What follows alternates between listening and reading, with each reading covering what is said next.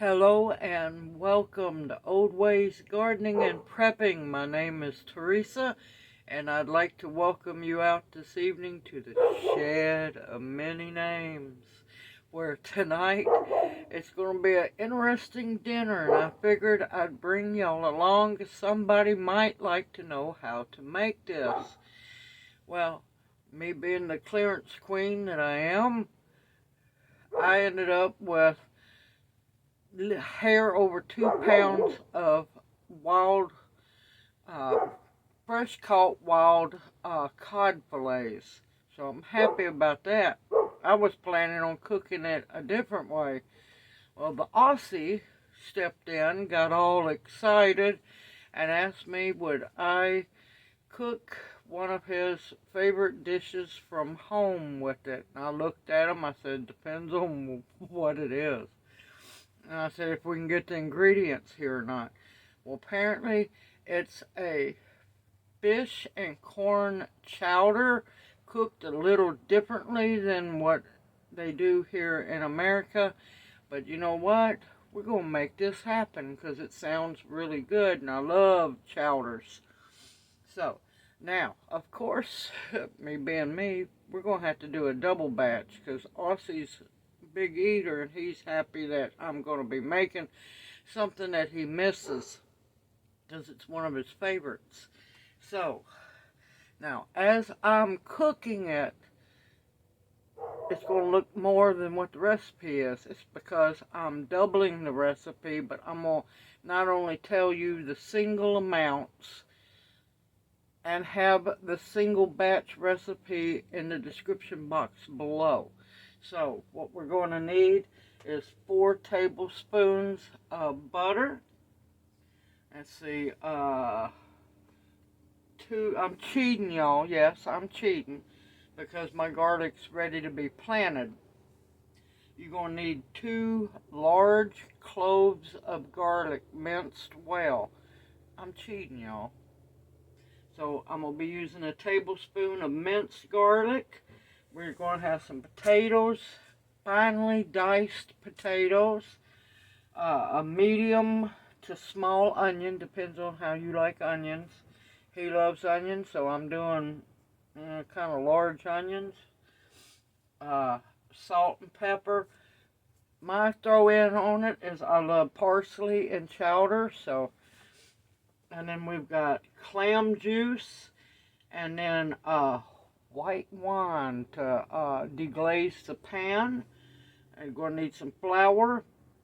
Now, the recipe traditionally calls for whole corn, which I will be using that too, but he wants a can of cream corn in it. I just looked at him, I said, okay. So I'll be using a can of cream corn, but you can either use the cream corn or the whole kernel corn, which I'll be using that as well. Now, you don't see the fish out here. I'm gonna cut the fish up once I'm done cutting the vegetables up. Now, there's going to be some frozen English peas in it, and what else did I get? There was something else. And, oh, yes. Now, you can use milk. It won't be as rich. I'm going to be mixing half and half and heavy whipping cream together, and that's what I'm going to be using. So you're going to need 3 cups of that. Let's see, and I think that's about it. And apparently he likes his over there the way, or down there, the way they ate it was over rice. I'm not used to eating chowder that way, but you know what? I'm fine with that because I love buttered rice. So I already have my rice. It's already steamed and ready to go. It'll stay hot for a while. This chowder does not take too long to cook as long as you cut your potatoes right. So I'm going to pause it a minute, get things set up, and then we're going to get busy. Okay, you're going to need a potato peeler. I prefer the skins on my potato, but yeah, no. He wants to, for this one, He wants the skins off. Of course, all your nutrients are in the skins of the potatoes.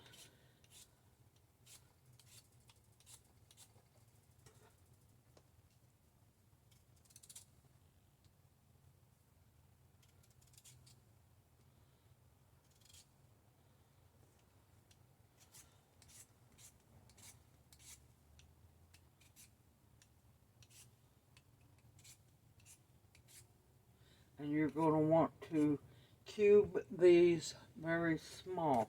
And that way they'll cook in time for everything else.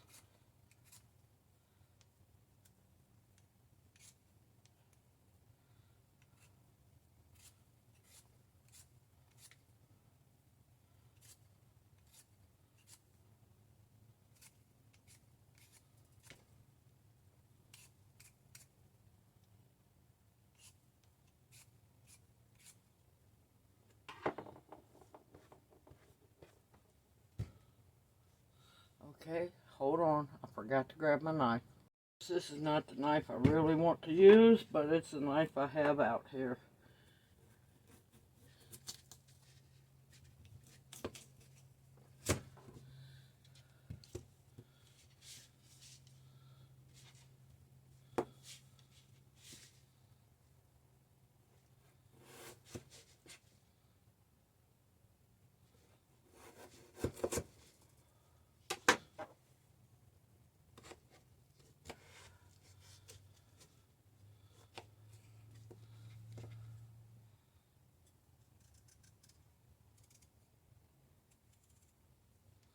You want to cut them very thin.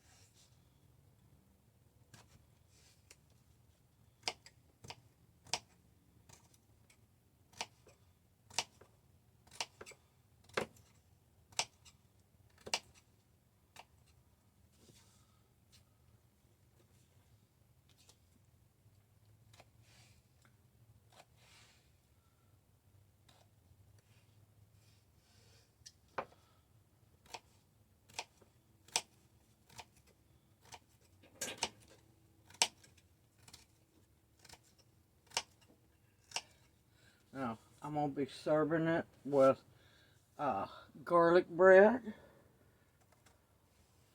And we're going to have a really good dinner tonight.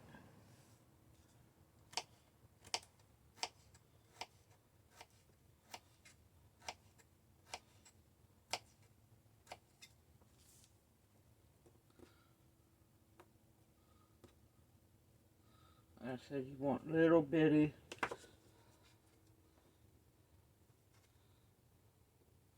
fine little cubes. Alright, I'm going to get busy cutting these potatoes up.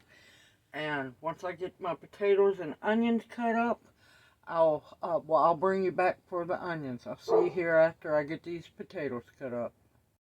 Okay, I have my potatoes fine diced. Now on to the onion.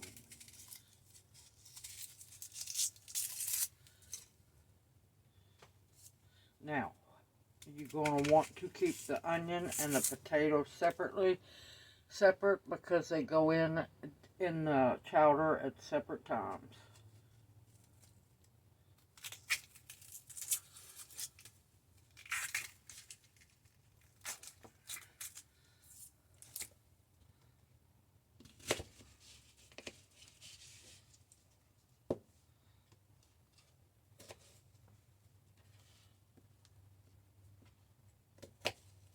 You want to get them as small as you possibly can.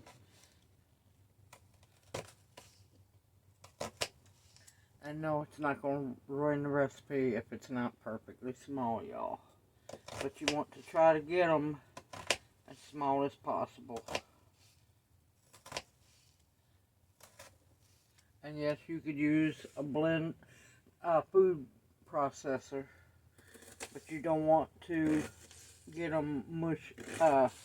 You know, you want them chunky a little bit, like this, small dice.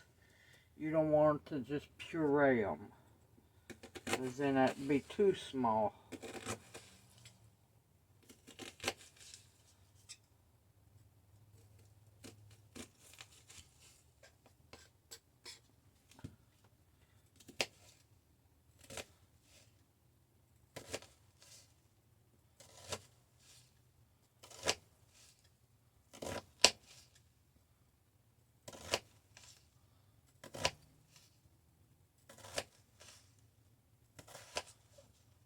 So on that.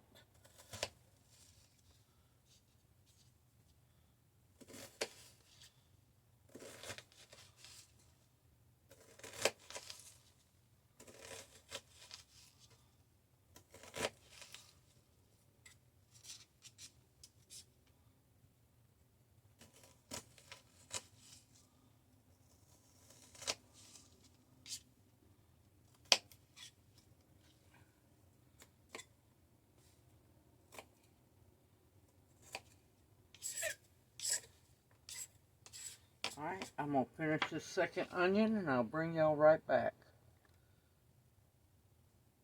Okay, I'm done with the onions. I'm going to keep them on the cutting board.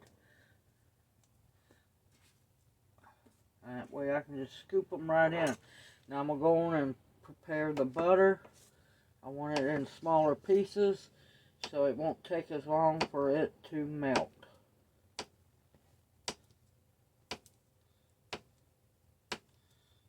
And I'm using salted butter.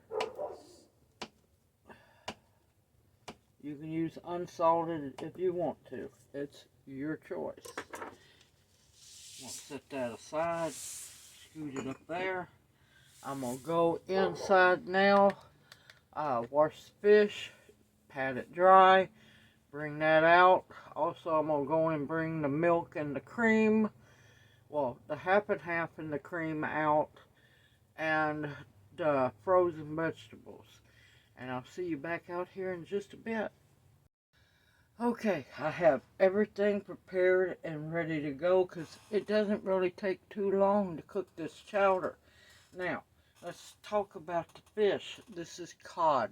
You're going to want to use a firm, flaky fish, not a soft fish. And you also want it skinless as well. You can use salmon, cod, and I'll have all the other fish that have been recommended that you could use, because I had to do research on all that, make sure. And yeah, now we're going to get busy cutting up the cod, because I want to have everything ready. And I'm going to cut it into little pieces, and of course it will break up as it cooks.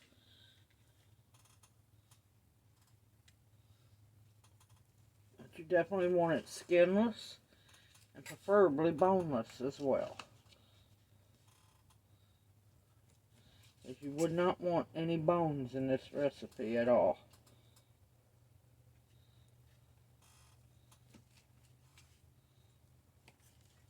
And of course, as it cooks, after you add it, it'll cook and it'll flake apart.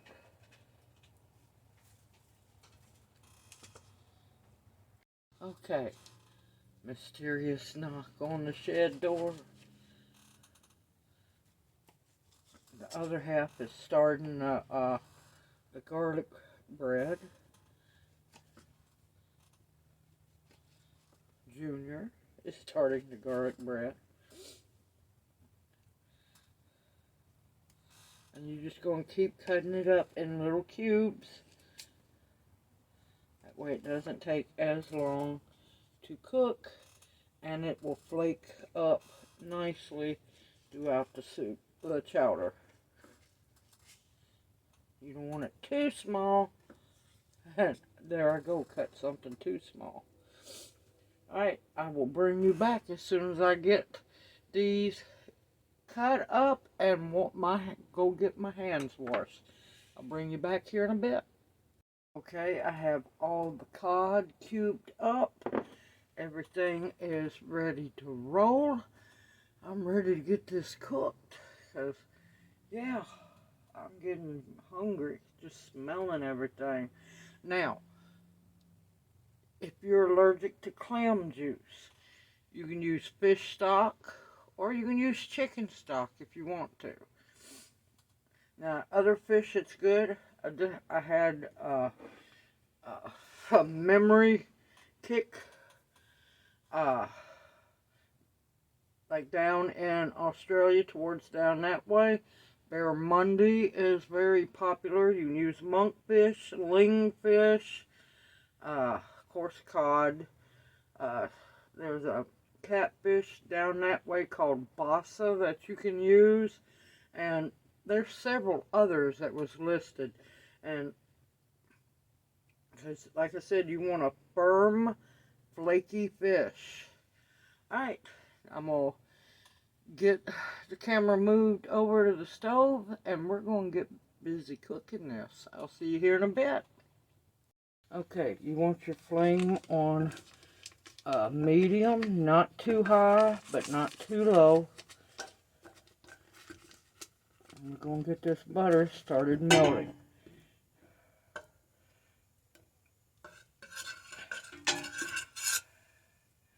And while that melts, I'm going to go grab the onions.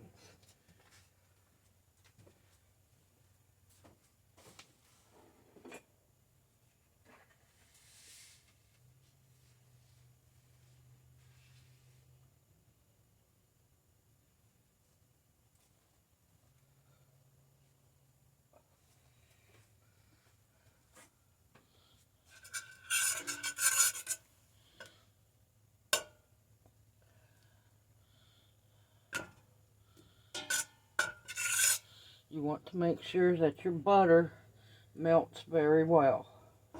And make sure your pot is centered over your flame. It's been a long time since I've made a chowder.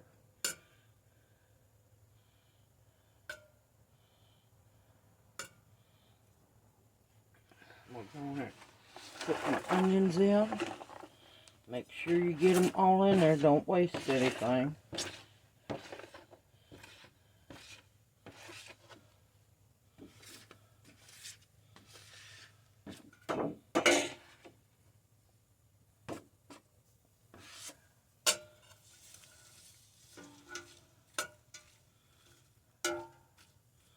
And I'm going to get the garlic.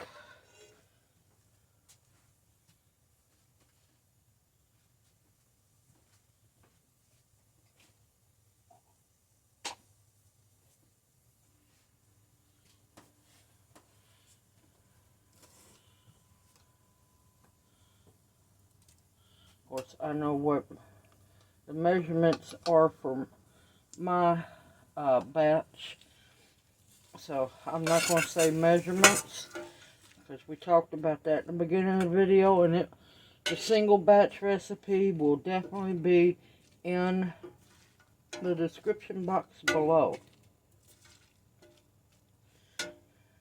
Now, you're going to want to cook your onions until they're translucent. Not overcooked, but translucent. Not overcooked. You don't want to caramelize them. You want to just cook them till they're translucent.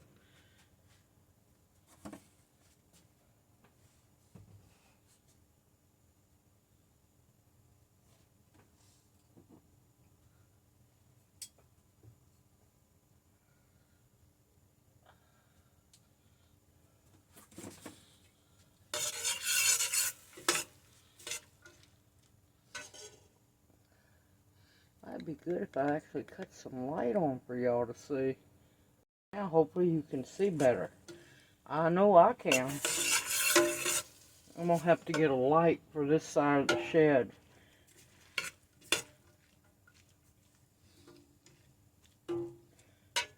Oh, smells so good. I'm going to cut my flame up just a little bit. And I have a nice pot full of steamed jasmine rice. Because apparently he likes his chowder over rice. Or that's how they cooked it down there.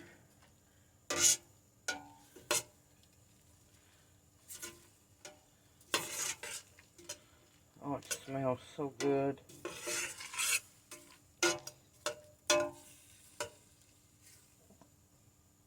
Alright, I'm going to bring you back once the onions have cooked till translucent. See you here in a bit.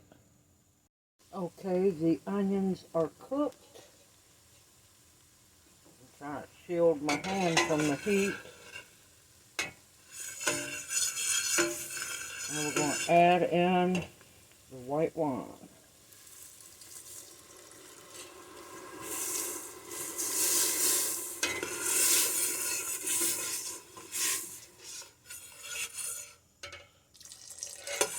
To deglaze the pan. And you're going to let it evaporate down just a little bit.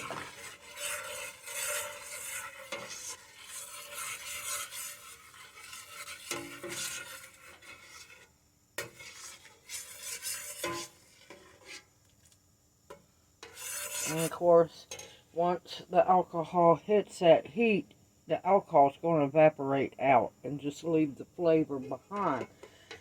Now, if you don't want to use wine, you can use chicken broth if you wanted to. And that was what was it? A Chardonnay. I'm not a big wine person unless it's homemade.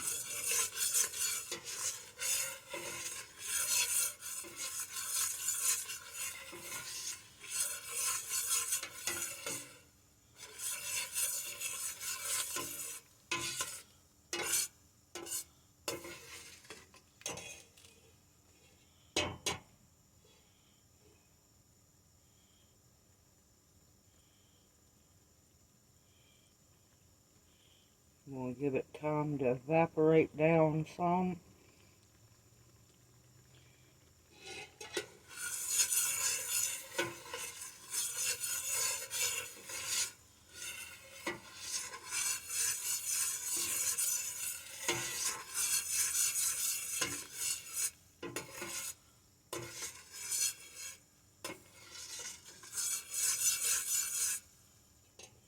Oh, it smells good. And this is only the beginning, y'all.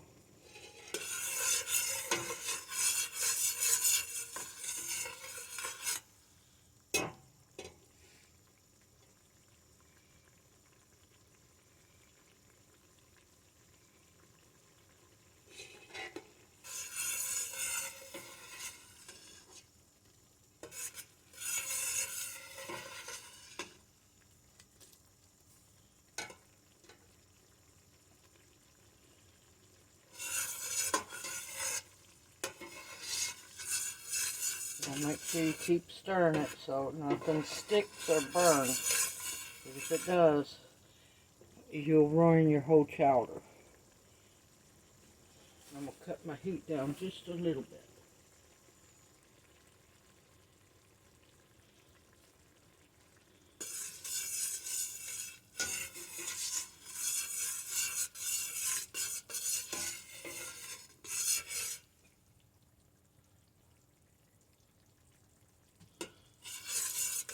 Now we're going to carefully add the flour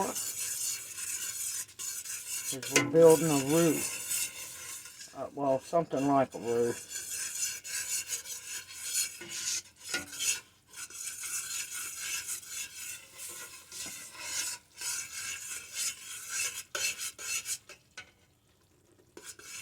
You want to make sure all your flour gets incorporated.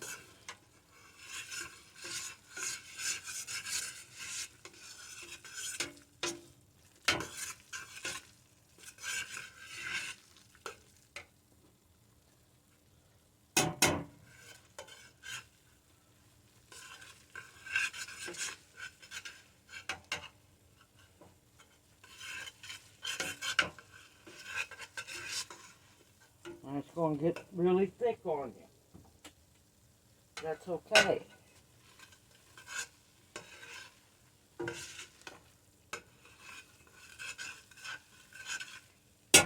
You want for it to get thick. That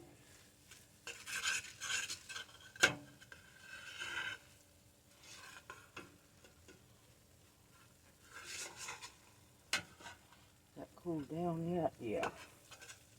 Oh, no it ain't. Now we're going to grab our clam juice. Now if you don't want to use clam or juice or you're allergic to it, you can use fish stock. Or you can use chicken broth. All up to you. You want to stir it in slowly so you don't have any lumps.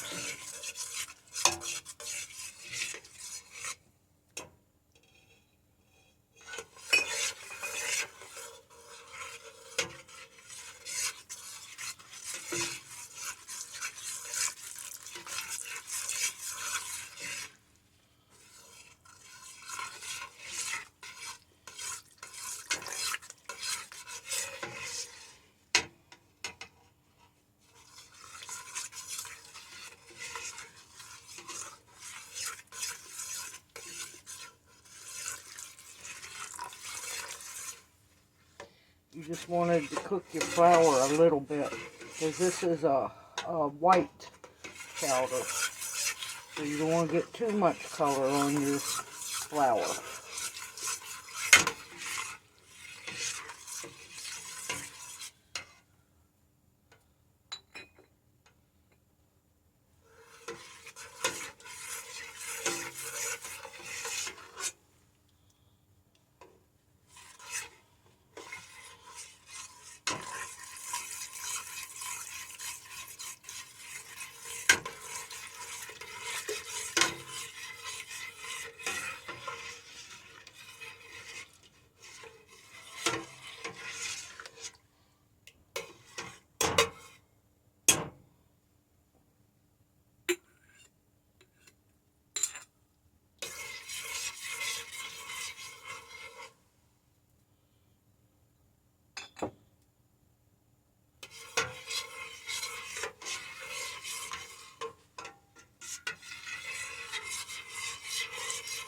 And this is the last of the clam juice for this batch.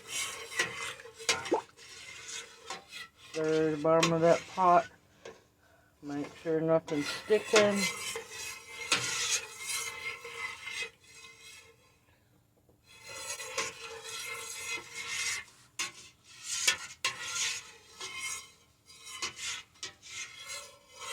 Now we're going to slowly add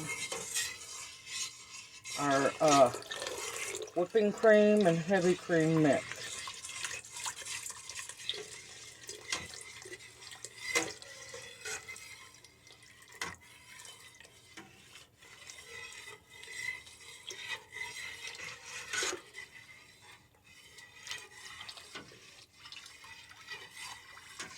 Oh, it smells so good, y'all.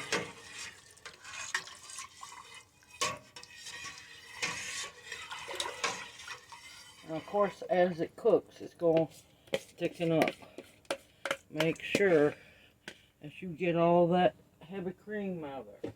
Now we're going to add the potatoes and the corn.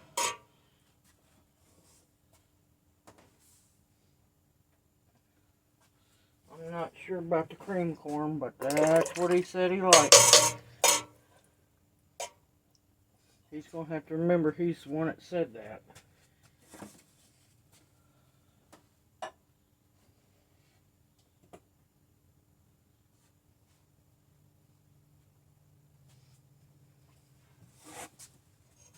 Now we're going to add our potatoes and our corn. Make sure all of that gets in there.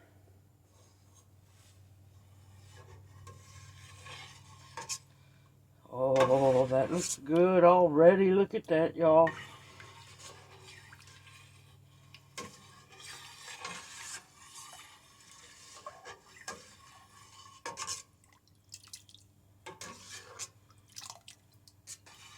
No lumps, good and smooth.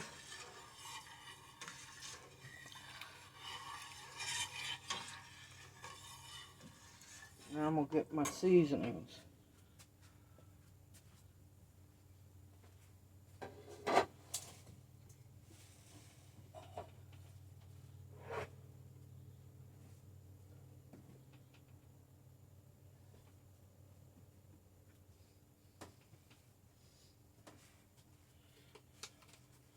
Now, of course, pepper to taste.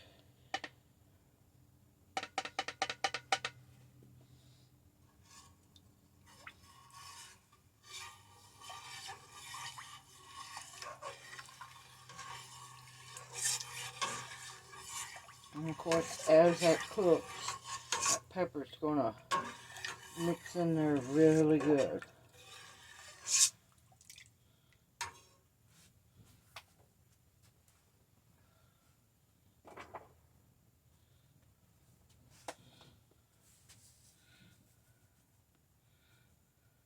I'm going to do a teaspoon and a half of salt.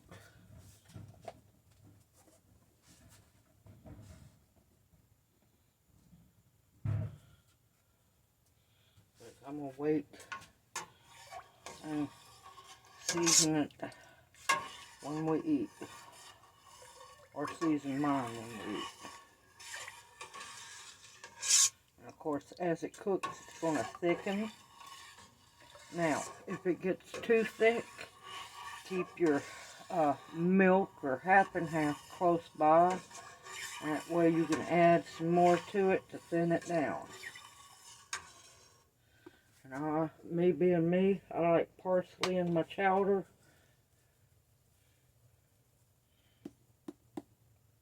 I'm going to do a big old tablespoon. A healthy tablespoon.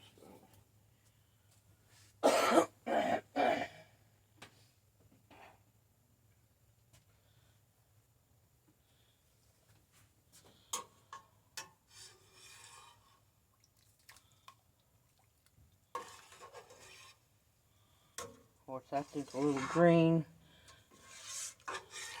And the chowder's pretty.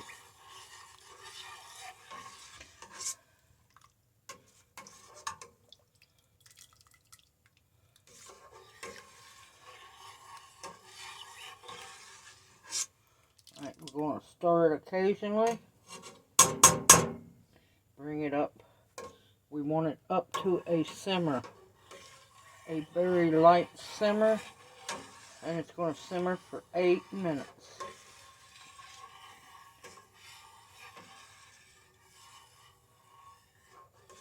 Oh, it's smelling good, y'all.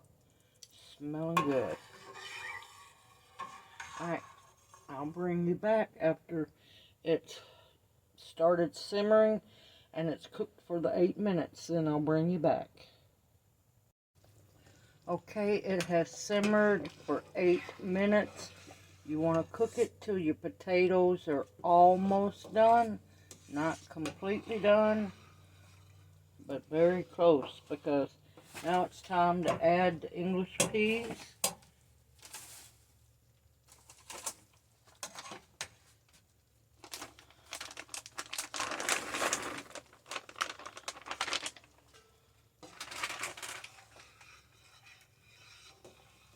I just got that all over the place.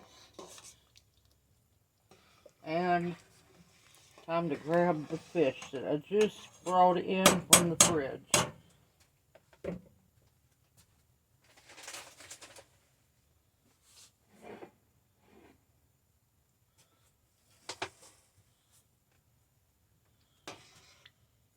It's thickened up nicely, as you can see. Very nice. We're going to put our fish in.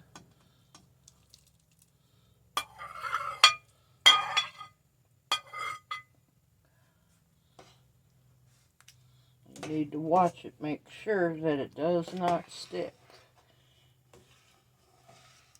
Because it's nice and thick now.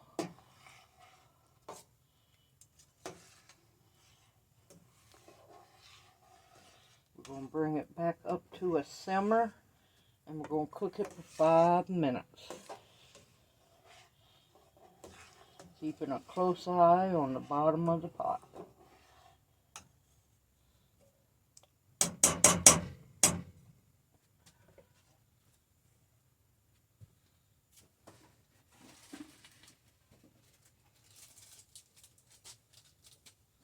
Of course, if it gets too thick for your taste, just add a little more, half and half, or cream or milk, whichever one you decided to use.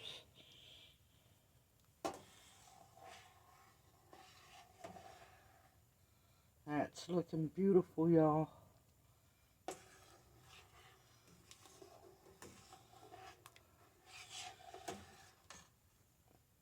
I have to admit, so far, his Australian version of fish and corn chowder is pretty good. I won't know the final result of how good it is until it's fully cooked.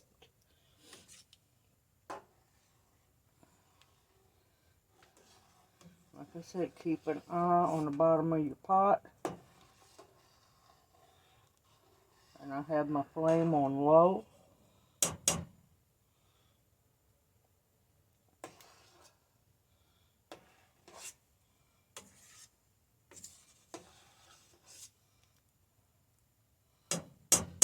And I will, like I said, bring it back up to a light simmer and cook it for 5 minutes. And we're going to check the fish. If it starts flaking up, then we know it's done. Oh, that's nice and thick. Alright, see you back here in a bit. Okay, the beautiful chowder, and it is a beautiful chowder. The Australian inspired chowder is done. Rice has already been took inside. I'm fixing to take this inside to get a very impatient Aussie fed. Alright, I will see y'all back here in a bit when I make me a bowl and see what it's like with rice. I'm not used to eating chowder with rice, but look at that. Absolutely beautiful. Alright, see y'all back here in a bit. Well, got the family fed. Look at that. That's beautiful. And then garlic scape butter bread. But no. And also, apparently, I was told by the Aussie himself that I knocked it out of the ballpark. He said it's way better than what he had at home. And he's just tickled to death. And, well, he now knows I know how to make it. So, this could get interesting down the road. But he's just happy as can be. Made him a big bowl and got him several pieces of the garlic scape bread. And he's just happy as can be. He's reliving memories of back home. Except I was cracking up because he was teasing me. He says, I don't know if an American can make it. I looked at him, I said, who are you talking to? I said, you disbelieve that I could cook it better? He says, I don't know, we'll find out. Well, apparently, he has come to America to get his beloved fish corn chowder even better. So, enough laughing and joking, and it's great that he's happy once again. Last time he put me to the test was chicken salt. Now it's fish and corn chowder. I'm not used to eating chowder over rice, so let's find out. I know this stuff is hot as can be, but the fish flaked beautifully. It's truly beautiful. Everything's done. I was leery of the cream corn being in it because, well, I'm not big on sweet stuff in food. That to me is not supposed to be sweet because they add sugar to the cream corn, but it didn't mess it up at all. Mmm. Oh my gracious, that's so good. And it's creamy. It's not sweet. You taste all the layers of flavor. This is wonderful. And I'm glad he challenged me to make it.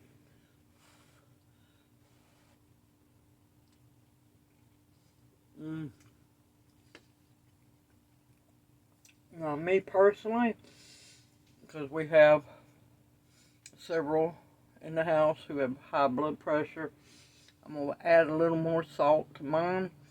But that don't bother me one bit. I'd rather salt my own food than make them sick. Fairly simple to make, just a little time consuming, y'all. And you have to make sure you watch that pot and stir it more often because you don't want it to stick. It tried, but it didn't win. And it thickened up beautifully. And it just tastes wonderful, y'all. Simple, well, yeah, let's just say simple. It's just a little time consuming, but you know what? Good homemade food from scratch takes a little time and a little love and some laughter and good family. I hope you've enjoyed this video and it encourages you to also make your own Australian inspired fish and corn chowder. I look forward to seeing y'all in my next video. Everyone, take care, stay safe and sound. Continue to stock those pantries because you're going to need every bit of life-sustaining food, nutritious food that you can store back. Remember, what did our ancestors live off of during the winters and everything? And they survived. And if it wasn't for them, we wouldn't be here. I look forward to seeing y'all in my next video. Y'all each take care and may you be blessed. I'll see you soon.